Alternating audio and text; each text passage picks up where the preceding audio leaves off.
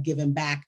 But, you know, this educational community civic series means a lot to us, you know, mainly because we want to make sure that the community understands the importance of local offices and what they mean, who, the what, the where, and the why. So again, thank you so much for joining us. And if you don't have any questions, we can begin. I don't right now. Thank you again so much for having me. These series are so important, and this knowledge, the spreading the knowledge to everybody in the community is so important. So thank you for giving me the platform and the time to talk to you. Thank you. Thank you so much. Thank you. So, you know, before, and I know I mentioned your name, Yes. but before we, you know, my very first question to you, for anyone who don't know you, can you tell us who you are? Who are you?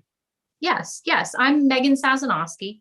I'm a candidate for Magisterial District Judge. The district is numbered. It's 05204. And it's the entirety of the Fox Chapel area school district. So that's Aspinwall, Blawnox, Fox Chapel, O'Hara, Indiana, and Sharpsburg. And it's one that's pretty diverse. I come from O'Hara. I'm a lifelong resident of O'Hara. I live here with my husband, Marco Adesano, and our young son. We're actually living in the house that I grew up in. So that's been a lot of fun to kind of renovate it and make it our own, and put our own touch on the place. But it still feels really familiar. And I know the area very well. I went to Carnegie Mellon. I graduated with a Bachelor of Science in Economics. And then I moved on to the University of Pittsburgh's Law School. I studied a few areas of law, different types. I wrote for the Pittsburgh Tax Review. I clerked for the Superior Court for the late Robert Colville. And I clerked for the city of Pittsburgh. That was mostly municipal law, mostly civil law. And then I went to work as an assistant district attorney. And that's what I do right now. And I prosecute mostly domestic violence cases, and I protect victims in those kinds of cases. Yeah. Wow. And I'm so glad, you know, I want to make sure that, you know, for someone that, that hears the district that you are in, and what we're going to do today is tie it all in on why all these magistrate seats are extremely important. Yes. You know, so, and also I cannot believe your son is how old? He is almost 2. He's 23 months. So we're bearing down on 2. I know. He is. That is so totally crazy. Wild. Time flew. That is so crazy. I remember when Marco was so excited. He was telling me, you know, that you were pregnant, and that is so crazy. It seems like just yesterday. So wow. We're very blessed with him. He's very active, and he's very outgoing, a lot like Marco. So. Yeah.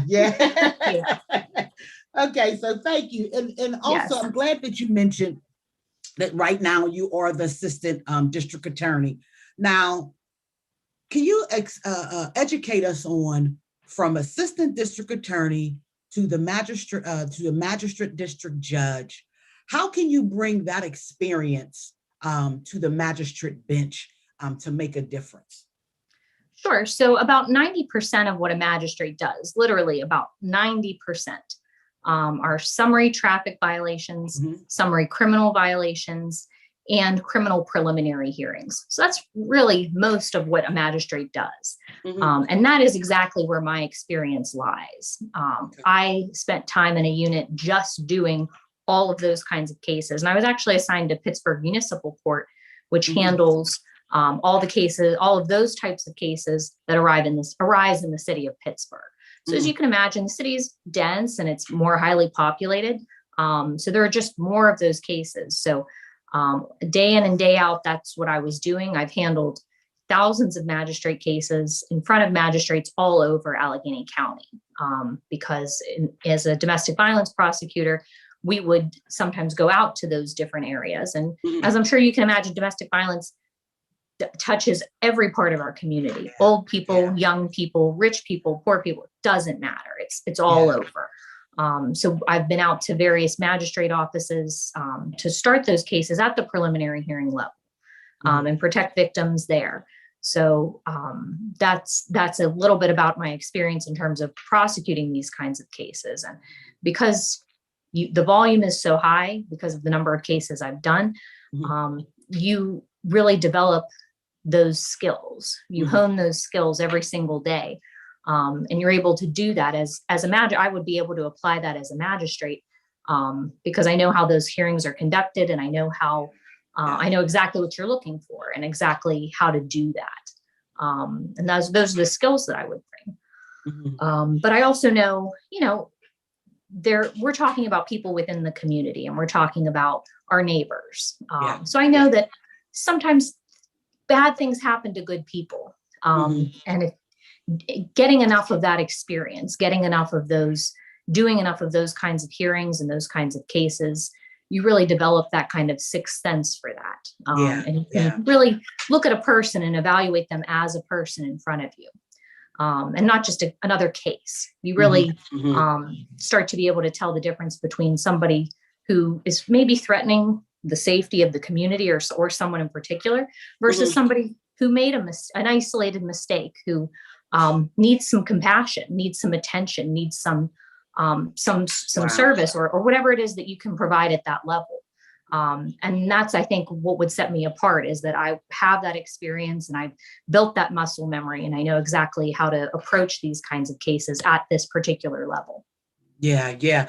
Because, I want to hone in on what you said of the value of, domestic violence cases it has to take a certain type of individual to even, address various levels of this violence. So for that alone, the way that you explained it, how you will bring it to the bench, I want everyone to make sure that they understand that value of violence, that, like you said, it could be our neighbors, it could be our family, it could be, so you have to, I'm glad that you honed in on the experience needed to address these issues of that nature. Thank you so much for that.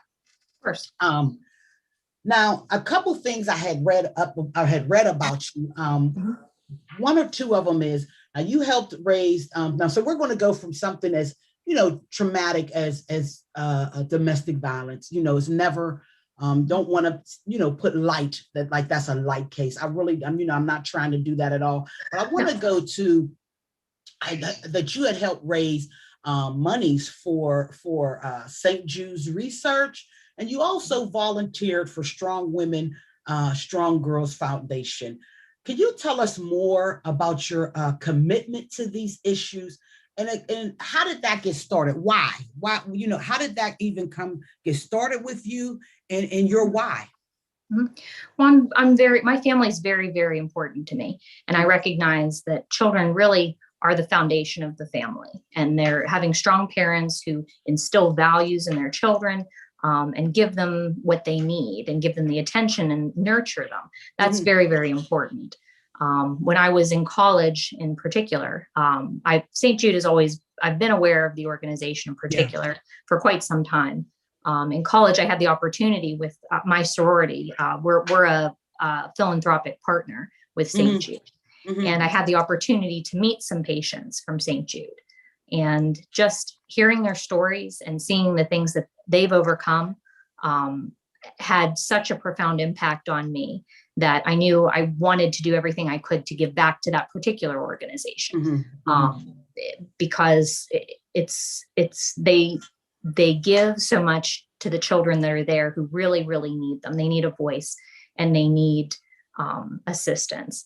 And St. Jude doesn't charge any of its patients. Everything is provided completely free of charge. And St. Jude is a research hospital, so they share everything all the research that they develop with hospitals throughout the country. So I know that that's important. It has such an impact on our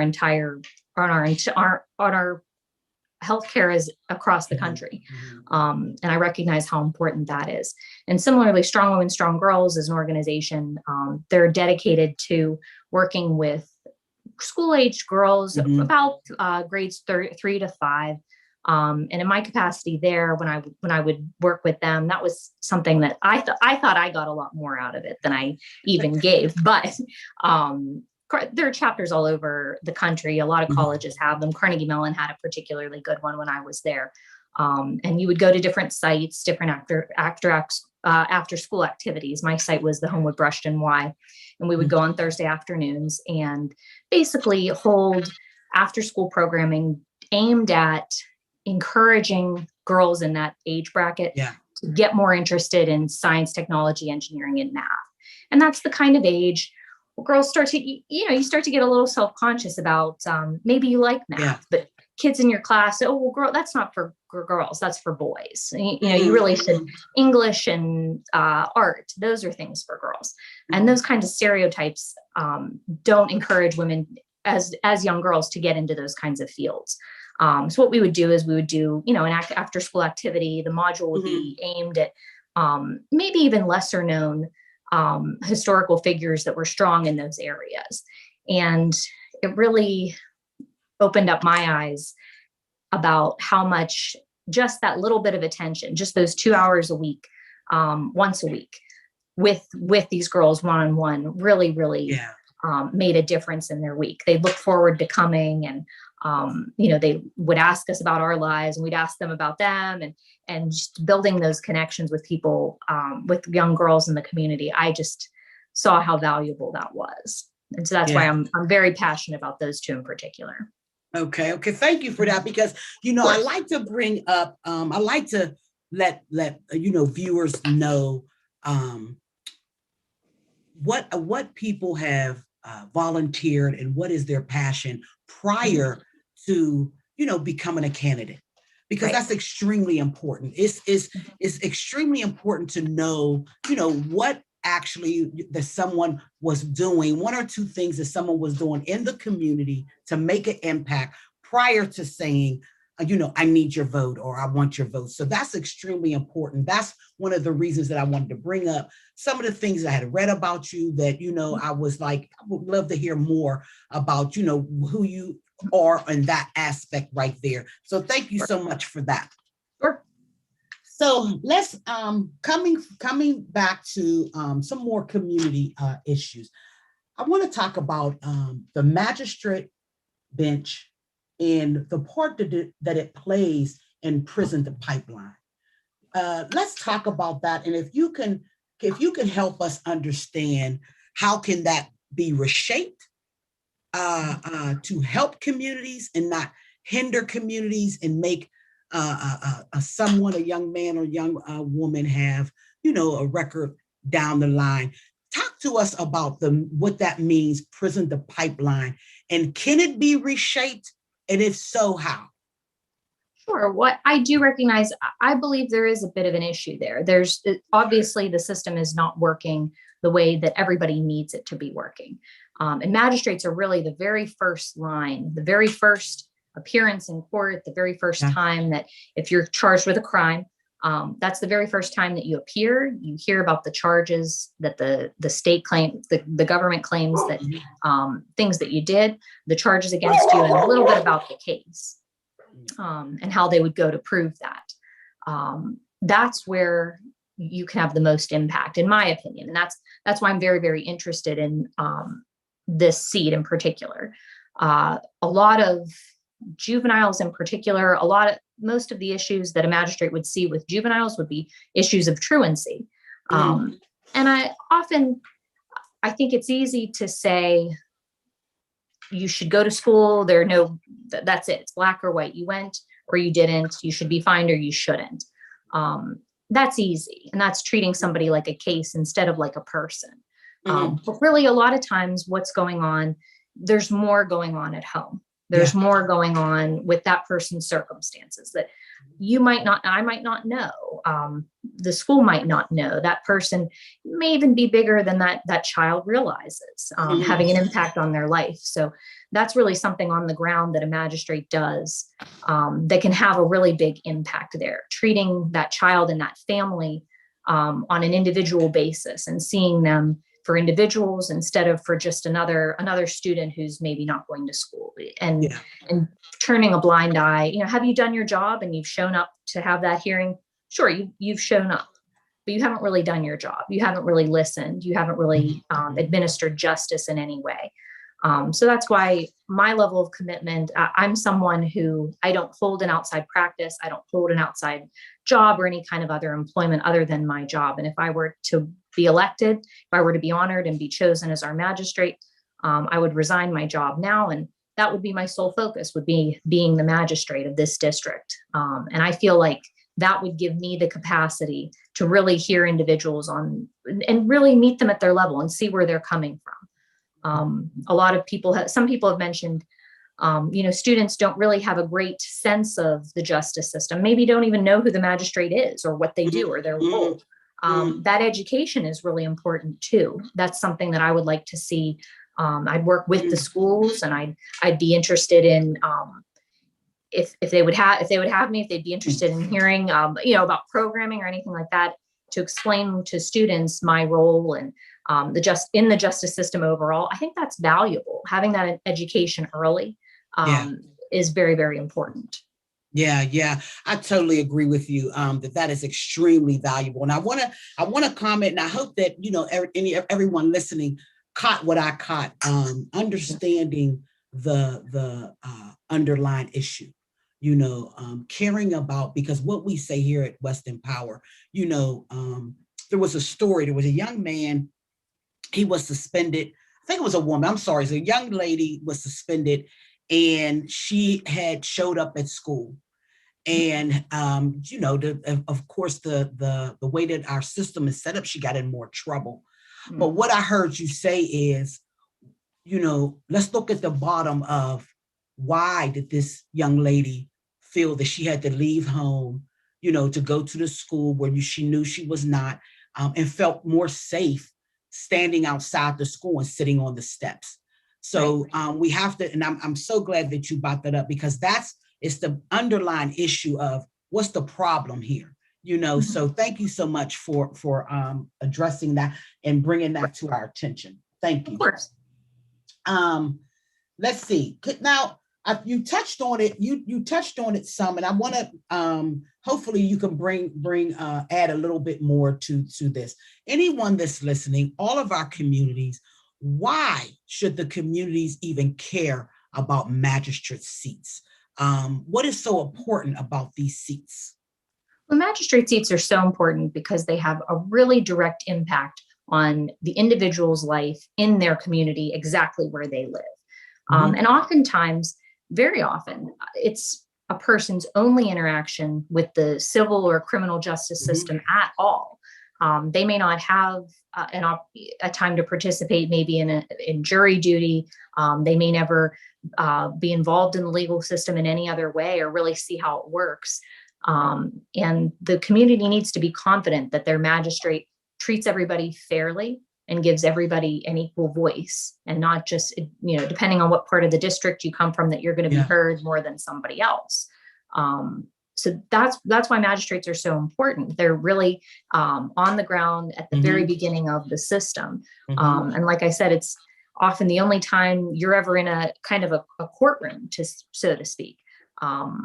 That's the summary violations, the traffic violations. Those are things that are pretty common. And that's the first person that you see, often the only person you see for those traffic violations, but that's going to be your magistrate. And it's important that you understand that they're going to be fair to you. They know what they're doing. And you're going to you can trust in the process. The other branches of government have had some trouble lately. The judicial system is really one that should be completely impartial and one that's above reproach. That's very, very important to me. So the process, even if you don't like the result, you don't like, at the end of the day, the decision that's made, you need to feel like, as part of my community, my magistrate heard me, and they did all that they could to make sure that my voice was heard in the system. And through the process, it may not have worked out how I liked, but I believe that our justice system at our level is working. And that's very important, that confidence is there. Yeah. And I'm so glad, because you touched a lot of great topics, right? Great topics right there, because, magistrate is like you said, in our community. And I think that's why I was so honed in on your volunteer work, because before everyone should know who their magistrate is, where their office is, and who they are, what they bring to the community. And so, I think that is extremely important. I think that the magistrate seat is one of the most important seats that we have in our community, because one, like we, here at Western Power, like we like to say, is it affects a person, it affects a people, it affects a family, it affects the community. So, so thank you so much for that. Of course, and there are other realms. People might not even realize, magistrates set bail. When you're arraigned, they set your bail. They sign search warrants. I'm sure we're gonna, I can give you a little bit more about that. I can go into as much detail, as much, unfortunately, as much as you have time for. But those are really important aspects as well, and maybe people don't have such a grasp on, magistrates are involved in these decisions as well. And again, impact people directly and families, and therefore the whole community. And you need somebody, I have the experience to know what I'm doing, to know how to look at those issues and make good decisions. And I would uphold the integrity of that process. That's what's important as well. Yeah, extremely important. Because it affects so much in our community. So I'm glad that you brought that up, and I'm extremely happy that everyone is listening and understanding the importance of these magistrate seats. And so I want to ask you, because like you said, a lot starts at the magistrate level. And so can you give us a take on sending addicts and mental health challenges? And I'm going to say addicts and mental health challenges together, because like I always say, it's like, they're one in together.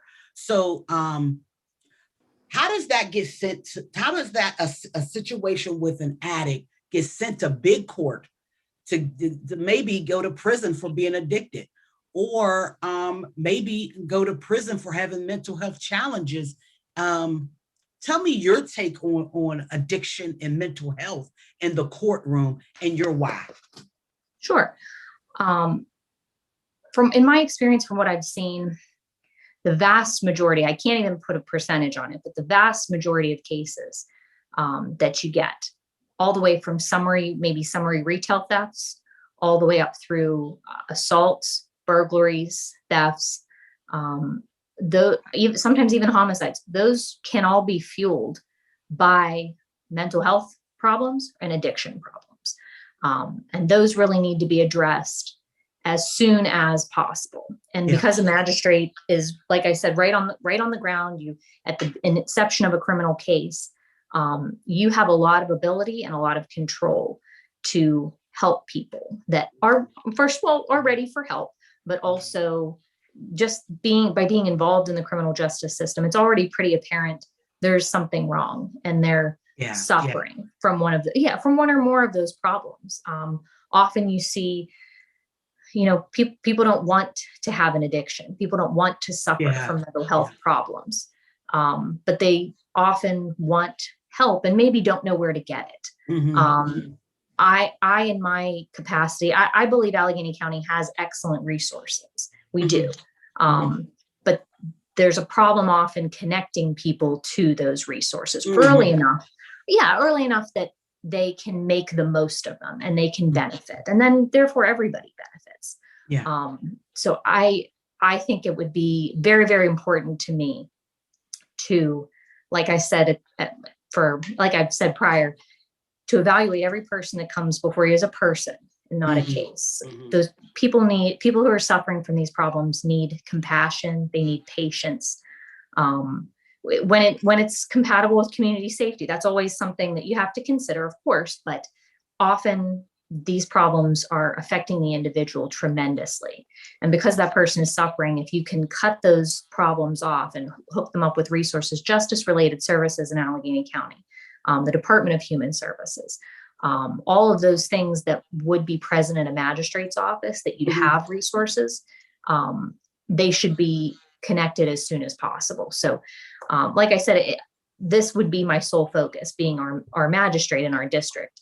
That would allow me to review cases. So oftentimes when something comes in front of you, you can take a look at it. And when you read it, oftentimes, or when you hear from the parties, it's pretty apparent that drugs or alcohol or mental health are fueling problems for this individual and therefore for everybody in the community. So when those things are obvious, and when you get that sense, the more of these, like I said, I've done a lot of these cases, I've done thousands of magistrate cases. I have a good sense for when those elements are at play.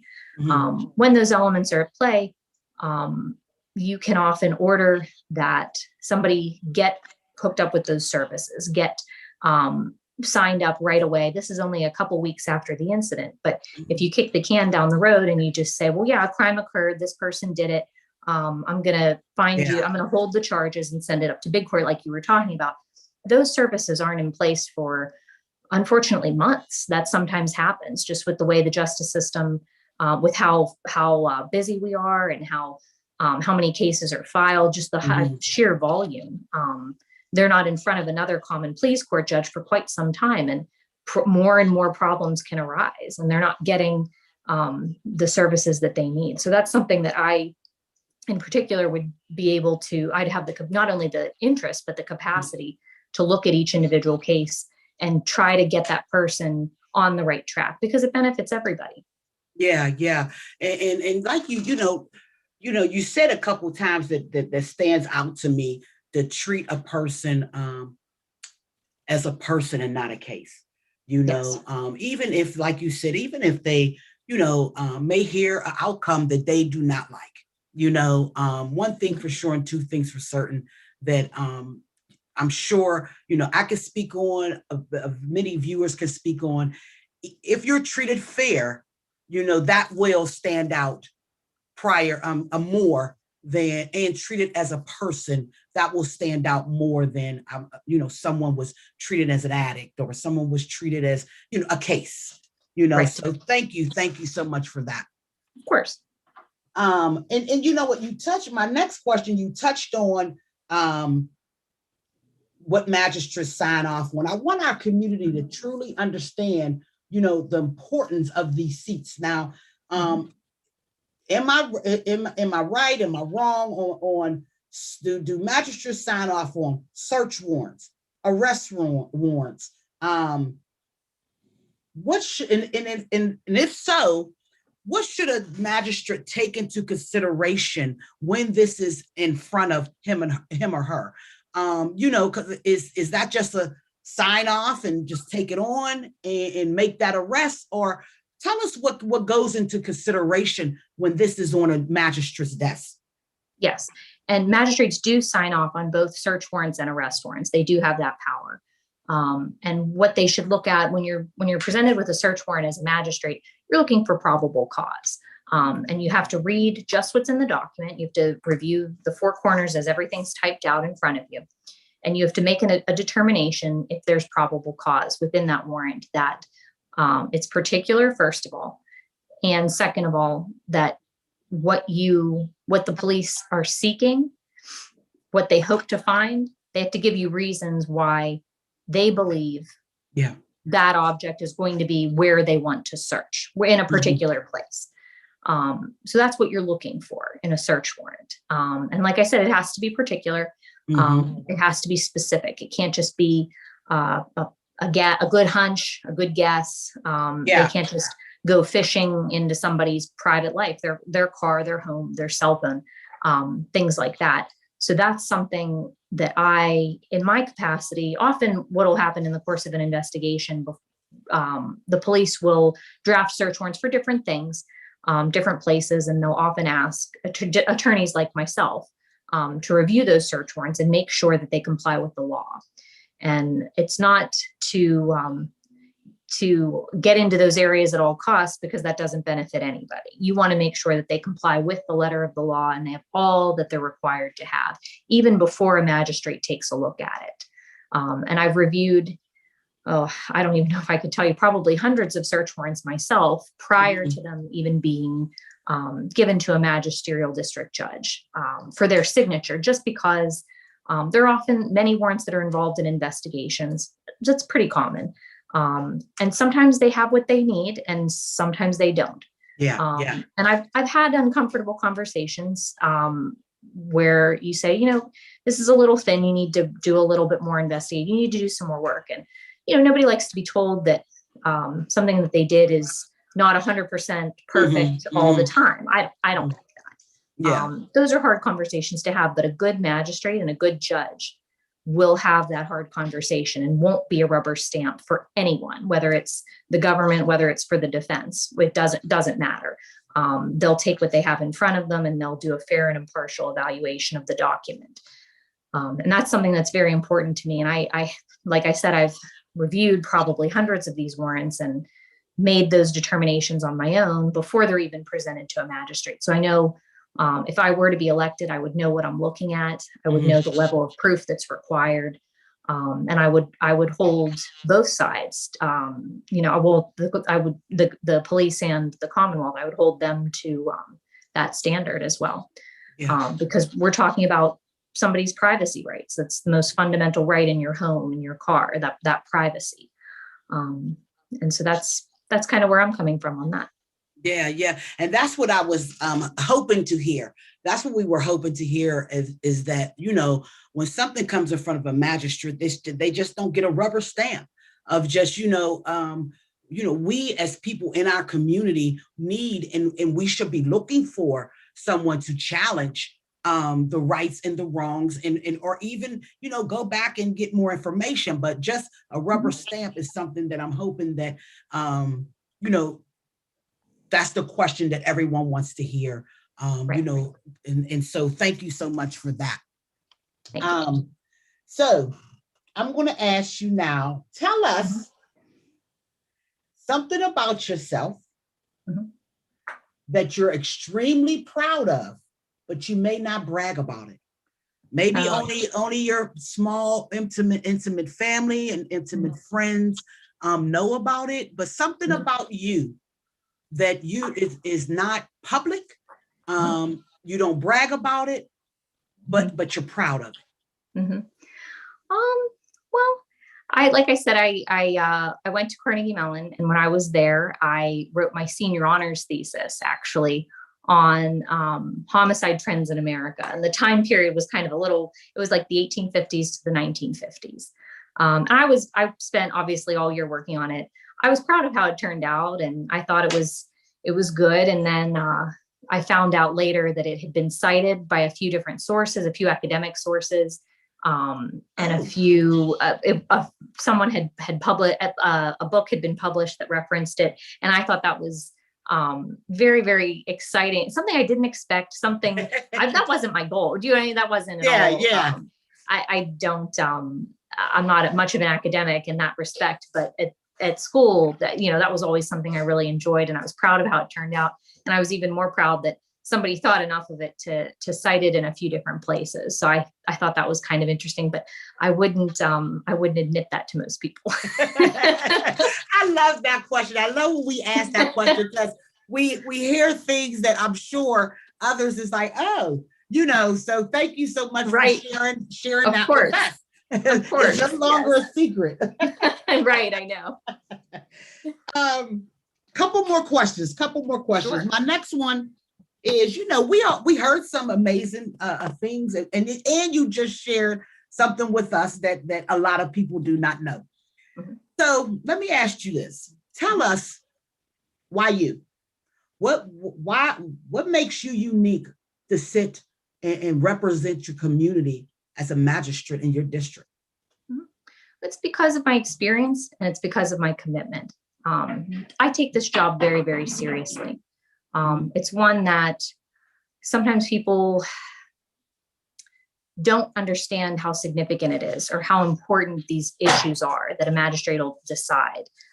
They don't understand how important it is to not just maybe have somebody who is a lawyer on paper, but doesn't practice every day. I am a trial lawyer. I use the rules of evidence. I use the rules of criminal procedure in everything that I do. I think it's very, very important to have somebody who does these kinds of cases all day, make those decisions for other people. And my district is one that's very, very important to me. Like I said, I'm a lifelong resident, and that's where I want to give back. I don't know if you if not many people know this, but of the 46 magisterial district judge seats that are in Allegheny County, only 9 of those are women. And that's less than 20%, which is something that's pretty shocking. And to be 100% honest, before I got into what I'm doing, before I was an assistant DA, I didn't realize that. That's not something that's, it's not very in the public eye, I guess, it's not on everybody's mind. But that's very, very important. And I feel very strongly that if you're a qualified woman and you can do the job and you know what you're doing, you have a duty to stand up and give that experience to the community and serve them publicly. I've been very fortunate. I've had a lot of opportunities with my education and background. I had a lot of opportunities, a lot of ways that I could benefit myself. I could go to a job that was different than in public service with the government. But that's not what I felt was the best use of my time for the community. So that's really why I am where I am. I really feel the duty to stand up and contribute in the best way I can. And this job in particular just is exactly what I do every single day. And I can put it to work for my community. And so I feel a real duty to do that. I think that's what makes me unique in this field. Thank you. Thank you. And thank you for educating. This is another reason why I love doing these educational community civic series. We always learn something. There's 42 magistrates, 43 magistrates. 46 magistrates, 9 are women. Thank you. Thank you very much for that. My next question to you, we're going to wrap up in a little bit. In a little bit, I want to ask, there may be something that I did not ask you. There may be something that someone else may want to conversate with you about. How can someone get in touch with you? They may want to even volunteer. How can someone get in touch with you? Sure. We have a website up. It's Megan. It's just my full name, Megan, Megan, Sasinoski, SASINOSKI.com. And we also have a Facebook page as well that links to that. There are different volunteer opportunities that are available that it provides more information about me. And there's an email, campaign email that links to me as well. They can visit that and contact me and learn more about me or learn more about my campaign. Okay. Well, thank you for that. Thank you. Absolutely. Absolutely. Now, before we wrap it up, is there anything that you would like to say before we say thank you for giving us your time and your attention and your education today? Is there anything that you would like to say? Well, I don't know. You hopefully can't tell from my appearance right now, but Marco and I are expecting our second actually here in about 3 weeks.